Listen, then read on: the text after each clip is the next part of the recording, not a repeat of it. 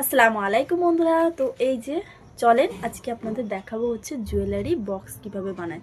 তো এই হচ্ছে নিয়ে নিলাম কাপড়, তো এটাকে লাগিয়ে নেব এখন ডেন্ড্রয়েড আঠা। তো চলেন আঠাটা লাগিয়ে নিই।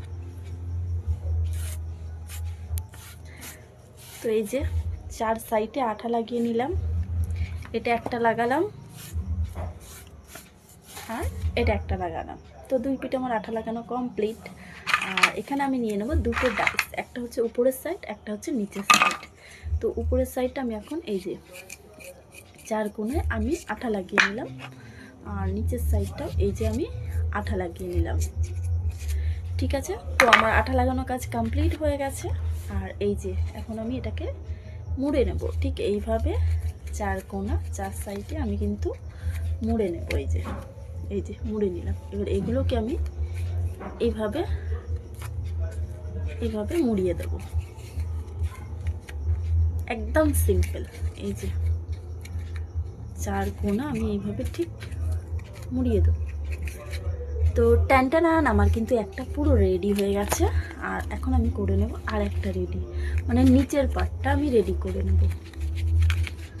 তো এই যে নিচের পার্টটাও আমি এখন রেডি করে নিচ্ছি।